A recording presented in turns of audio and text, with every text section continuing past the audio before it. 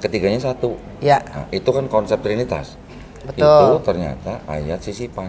Sebenarnya saya tuh agak terlalu riskan ya untuk masuk ke dalam pembahasan yang selalu berani ini dari Kodondi.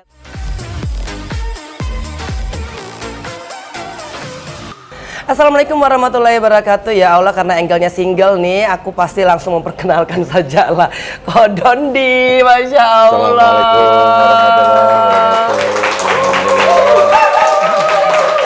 Abis mau opening lama-lama juga udah kelihatan bintang tamunya gitu kan. Dan pasti kan bahasannya juga udah bisa ditebak kalau nggak jauh-jauh dari mualaf. Nah, Ya, mantan kafir. Oh, Jangan mualaf terus lah. Masa mualaf terus? Nah, tapi kadang-kadang kan orang mensalahartikan gitu loh. Nanti kalau yang nonton itu, kok ngomongnya kafir kan Islam juga ada yang kafir, karena kafir itu artinya kan tidak beriman. Bener nggak? Betul. Ya kan, soalnya kadang-kadang kalau kafir diartikan dengan salah satu agama tertentu, artinya jadi salah kaprah juga gitu loh, ya kan. Tapi mualafnya sejak kapan sih mualafnya? 2014. 2014 itu ya paling nggak prosesnya sama lah ya kayak aku ya berarti ya. Aku masuk penjara 2012. 2012. Ya, Terus kan? masuk Islamnya? Masuk Islamnya sebenarnya sebelum masuk penjara, karena kan sebelum. aku mualafnya itu kan mengikuti Mas Aji. Kalau Kodondi itu mualafnya karena nemu di Bible saya waktu itu banyak kontradiksi. Nemu di Bible, nemu di Alkitab banyak kontradiksi, misalkan. Ya, banyak yang ceritanya sama tapi kejadiannya, nama orangnya, kronologinya beda-beda. Itu pertama. Yang kedua, nanti di dalam Bible ternyata juga ada ayat-ayat atau banyak ayat-ayat yang nggak otentik. Waduh. Kalau bicara nggak otentik nih gimana nih ceritanya nih? Nggak otentik itu artinya ada orang punya pikiran agama dimasukkan jadi agama. Jadi contoh misalnya, catatan di pinggir halaman disisipkan jadi ayat. Tunggu. Catatan di pinggir halaman. Jadikan ayat. Disisipkan jadi ayat. Ayat mana sih itu? Banyak, sebenarnya banyak. Ada belasan di Perjanjian Baru, ada beberapa di Perjanjian Lama. Jadi maksudnya ketika Bible itu sudah baru jadi, terus kemudian waktu berkembang, disusun ulang, disalin ulang, itu ada pemikiran-pemikiran agama dari penyalin atau dari gereja yang dijadikan ayat. Gitu. Tapi keabsahannya ini tuh gimana nih? Kan kalau misalkan Nasrani mempercayai bahwa Alkitab itu adalah kitab yang sahih gitu ya. Untuk mendebat itu tuh bagaimana caranya? Ada buktinya, ada barang buktinya, dan memang itu diakui oleh kalangan gereja sendiri, gitu. Diakui oleh kalangan gereja sendiri. Gereja mana nih? Karena gerejanya kan banyak. Mungkin kalau ngomongin gereja sekarang udah puluhan ribu denominasi. Tapi pada zaman dulu ketika Bible baru sudah selesai di kanon, kemudian disalin ulang, yang memerlukan waktu ratusan tahun, itu di dalamnya itu masih ada upaya untuk memasukkan pemikiran agama ke dalam agama. Contoh misalnya, BNJ kan dulu Kristen kan? Iya. Koko dulu apa? Sama Kristen. Katolik, GBI. Protestan. Oh, Protestan. Oke. Saya tuh Gemim. Protestan juga. Gemim Protestan juga. Nah, di dalam Bible itu kan ada ayat yang dianggap sebagai bukti teks ada ajaran Trinitas. Ya. BNJ pernah tahu? Tahu. Tahu. 1 Yohanes 5 ayat 7. Iya. Karena ada karena ada yang bersaksi dalam surga, yaitu Bapa, Firman, dan Roh Kudus, dan ketiganya adalah satu. Disebutkan 3 pribadi, ketiganya satu. Ya. Nah, itu kan konsep Trinitas. Betul. Itu ternyata ayat sisipan. Waduh. Siapa yang membuktikan itu disisipkan? Banyak ahli-ahli Perjanjian Baru yang menempuh jalur kritik teks, itu semuanya sudah bisa membuktikan gitu. Karena ayat-ayat itu baru ada ketika sudah di abad-abad di atas abad ke-10. Bahkan ada yang bilang di atas ke-16. Di abad-abad awal yang dekat dengan narasumber, gitu, yang dekat dengan Yesus, itu dokumen-dokumen yang paling tua nggak ada ayat itu. Sebenarnya saya tuh agak terlalu riskan ya untuk masuk ke dalam pembahasan yang selalu berani ini dari Kodondi ya. Tapi kalau Kodondi tuh emang selalu pembahasannya tuh pokoknya berani banget lah begitu. Gini, kenapa saya berani ngomong? Karena ada Bible-nya. Iya, ada Alkitabnya, betul. Ada Bible-nya yang ada tulisannya. Mau lihat? Boleh. Atau mau diambil? Atau nanti iya, lah. pokoknya nanti kita insert lah ya gitu ayat Alkitabnya itu yang mengatakan bahwa Bahwa bagian ini itu awalnya tidak ada di dalam naskah-naskah kuno Yunani. Baik. Awalnya ini adalah catatan di pinggir halaman yang akhirnya disisipkan Oke. ke dalam ayat, ke dalam naskah-naskah Yunani. Terus Bible itu dalam catatan kakinya ngomong, karenanya ayat ini pasti tidak asli. Oke, tapi kayaknya aku tuh nggak mau masuk ke dalam situ tuh kok. Artinya Nggak. kan gini ya, aku menghargai agama orang tuaku, ya kan. Masalah membuktikan ini benar agama atau tidak benar itu agama, tuh Beda diskusi. beda diskusi. Oke. Tapi maksud saya gini, karena saya menemukan hal itu di Betul. dalam Bible saya sendiri, akhirnya waktu itu saya menganggap bahwa Bible saya tidak layak disebut sebagai kitab suci. Buat saya. Baik. Kalau buat teman-teman Kristen yang masih mau beriman itu sebagai suci, monggo. Ya kita menghargai lah ya Iya. perbedaan keyakinan yang timbul atasnya Iya. gitu kan. Walaupun memang banyak sekali buku yang aku juga baca kok. Artinya buku-buku yang ya mengenai Trinitas itulah gitu ya. Jadi karena ada ayat begitu, saya tinggalkan gitu. Jadi Baik. saya mencari agama apa nih kira-kira yang diturunkan Tuhan yang Maha Pencipta itu. Gitu. Kok ketemunya bisa Islam? Nah, ketika saya belajar Kristen sudah tahu kitabnya bermasalah, oke? Iya. Ketika saya cek misalnya ada agama Yudaisme atau Yahudi. Yahudi berasal dari nama anak keempat Nabi Yakub alaihissalam. Ya. Oke, Yehuda. Dan agama ini agama eksklusif. Walaupun orang bisa masuk ke dalam agama ini, tetapi orang non Yahudi itu dianggap lain lah atau istilahnya lebih rendah lah gitu. Oke. Nanti ada lagi agama yang namanya adalah nama tempat berasal dari agama itu.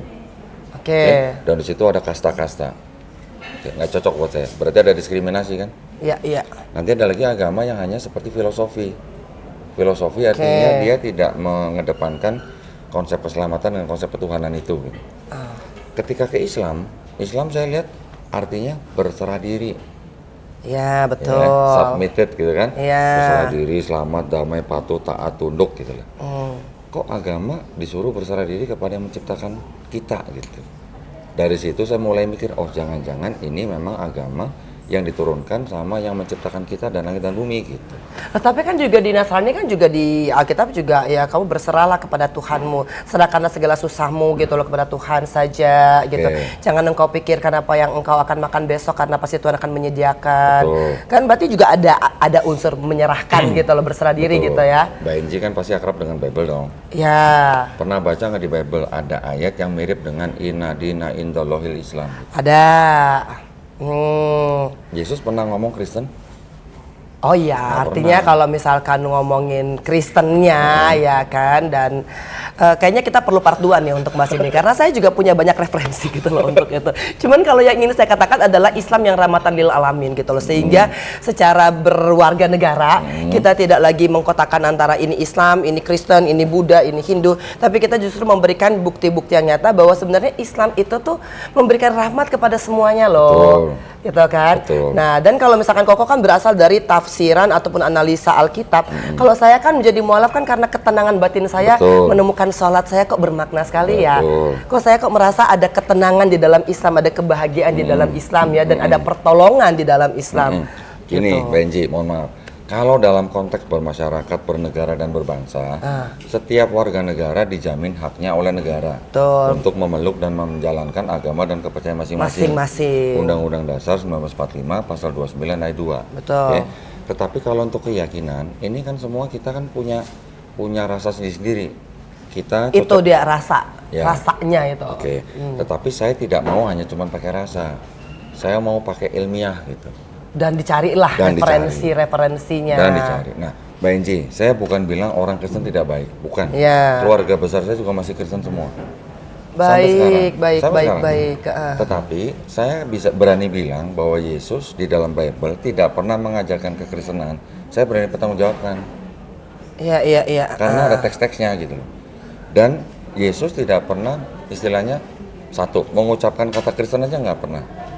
Ya, karena memang pada waktu itu belum ada sebutan Kristen. Iya, iya, Sebutan Kristen hanya ada ketika Paulus dan Barnabas tinggal di Antioquia selama setahun, baru mereka dan pengikut-pengikutnya disebut Kristen. Jadi pada zaman Yesus tidak ada istilah Kristen gitu. Dan apa yang Yesus ajarkan kepada bangsa Israel pada saat itu adalah ajaran-ajaran yang sebenarnya saat ini kita yang lakukan gitu. Seperti Contoh, doanya sujud, puasa, disunat, nggak makan babi. Udah gitu yang mati dikafanin. Nggak makan babi di perjanjian lama. Di perjanjian baru, Yesus nggak pernah diceritain makan babi. Ya. Karena dia tidak meniadakan hukum Taurat. Dia datang untuk Menggenapi. menggenapi. Ya, betul. Nah, Terus? masalahnya gini, Mbak. Jadi kalau kita lihat Bible, itu kita bisa lihat menjadi 3 kelompok. Kelompok pertama perjanjian lama. Perjanjian lama ini kitabnya orang Yahudi, bukan kitab orang Kristen loh. Ya, Oke. betul. Kemudian yang perjanjian baru, kita bisa bagi lagi antara 4 gospel, ya, yang disebut dengan Matius, Markus, Lukas, Yohanes, Sahabatnya. sama tulisan-tulisan Paulus. Ya. Ajaran Paulus ini berbeda dengan ajaran Yesus.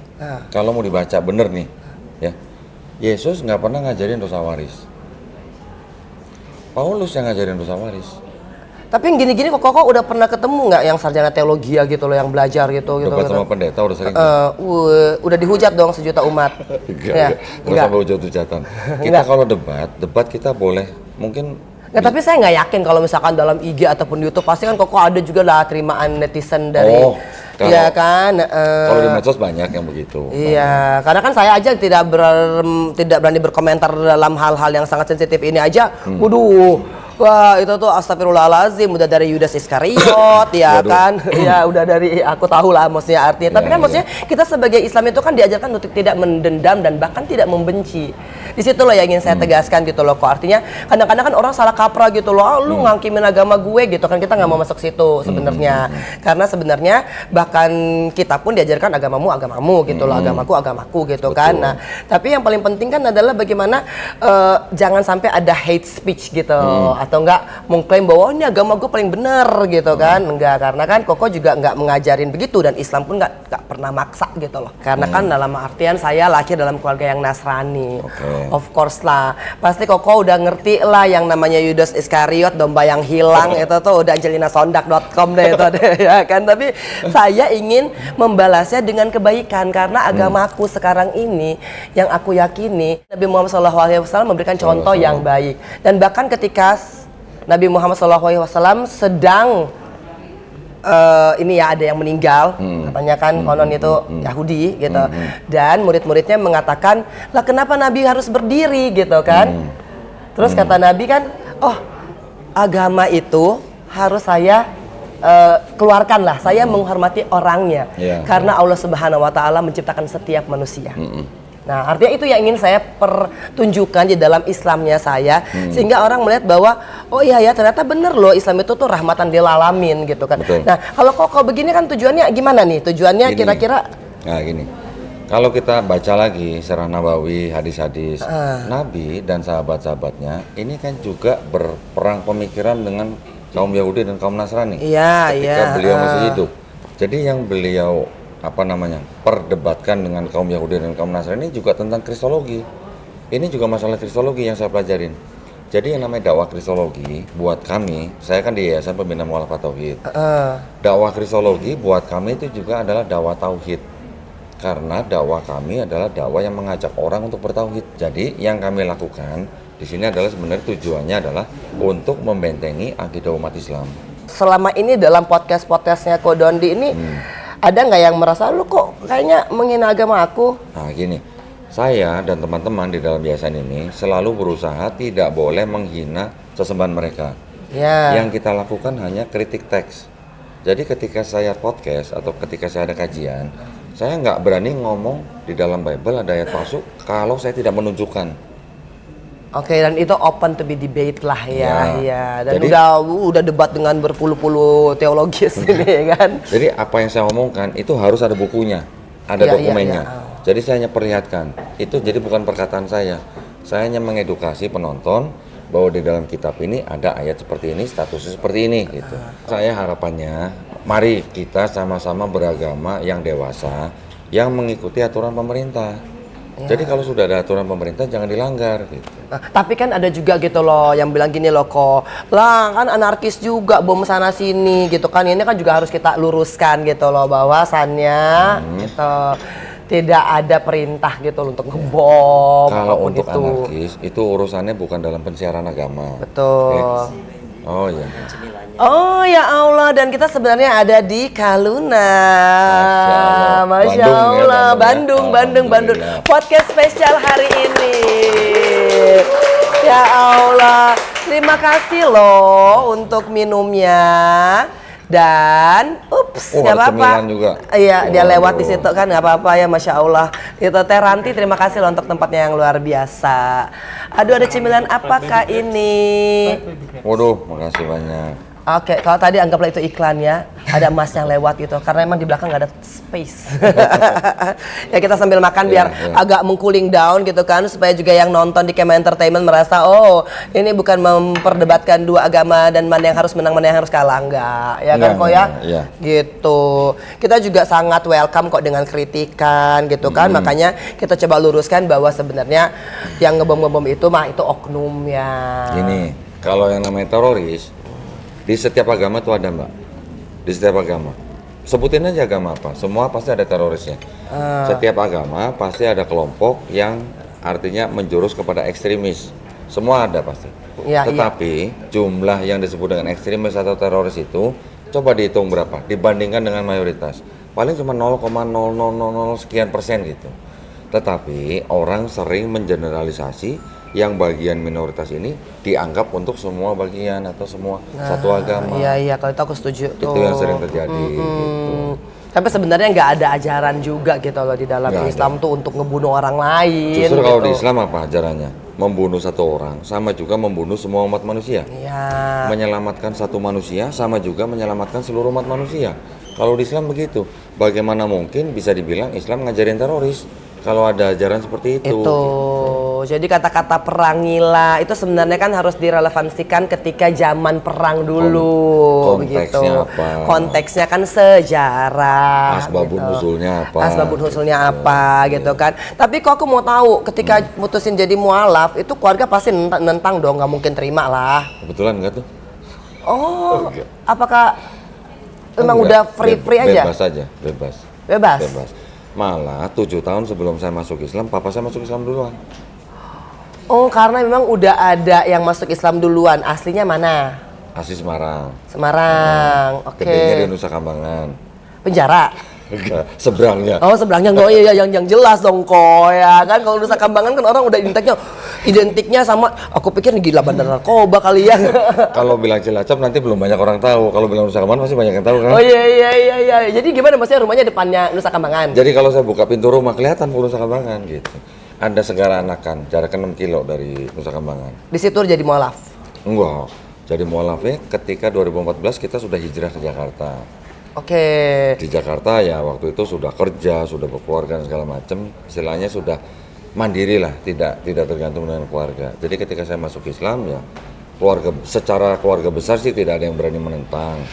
Paling cuman kakak perempuan saya aja yang nanya. Cuma nanya, itu pun nanya. Nanyanya gimana? Kenapa lu masuk Islam? Gua mau ikut Yesus gitu. Loh, kan selama ini kita ikut Yesus. Enggak, selama ini kita ikut Paulus begitu. Nggak apa-apa ya. Ini biarkanlah Kodandit tuh berekspresi gitu loh. Karena berdasarkan referensi dan keilmuan yang beliau juga dapat begitu kan. Karena memang ada ayat-ayatnya dan kita di yayasan kita nggak boleh menafsirkan kitab suci orang lain. Itu betul. Saya diwanti-wanti sama MUI, jangan menafsirkan kitab suci orang lain. Oke, saya ikutin. Tapi saya hanya menunjukkan di dalam kitab ini ada ayat begini, ada catatan kaki begini. Itu yang saya tunjukin. Iya. Kalau Kodondi kan begitu, kalau Ermi Kulit kan ketika ditanya gitu kan, kok kamu ninggalin Yesus sih? Kata Ermi Kulit, lah saya nggak ninggalin Yesus. Wong Nabi Isa ada di dalam Al-Quran, katanya begitu. Kan semua orang punya pengalaman sendiri-sendiri ya gitu ya. Dan memang kalau misalkan kadang-kadang kalau dari persepsi kita gitu, kalau kita kan udah pernah jadi Kristen, terus kita jadi Islam gitu ya. Artinya kita udah punya referensi gitu tentang bagaimana Kristen itu, baru kita bisa menyimpulkan oh itu Islam begini. Tapi kan kadang-kadang suka miris kalau orang belum pernah baca Al-Quran gitu kan, terus mungkin dia langsung datang kepada penghakiman bahwa ini. Tapi by the way, kita di sini tuh sebenarnya ingin menunjukkan bahwa apapun agamamu, kita respect. Ya Betul. kan? Karena keluarga kita juga Mbak, di ajaran Islam kan juga ada lakum dinukum waliyadin. Itu agamamu, agamamu, agamaku, agamaku. Yang kami harapkan adalah mari sama-sama umat beragama di Indonesia ini hidup beragama secara dewasa. Betul. Ikuti aturan pemerintah. Kalau memang tidak boleh mensiarkan agama kepada orang yang sudah beragama, jangan dilanggar. Ya. Gitu. Kalau dilanggar, kami kan punya kewajiban juga untuk membentengi akidah umat Islam. Oke, tapi ya sudahlah. Kita berharap bahwa Indonesia ini bisa menjadi Bhinneka Tunggal Ika, berbeda-beda tapi satu juga, ya kan? Kita hilangkan itu semua karena kalau misalkan salah satu agama aja yang benar, gak mungkin penjaranya isinya semua agama ada loh. Ya kan? Jadi kan lucu ya memperdebatkan itu kan. Oh ini benar, ini benar. Aku 10 tahun di dalam penjara isinya macam-macam agama. Kan?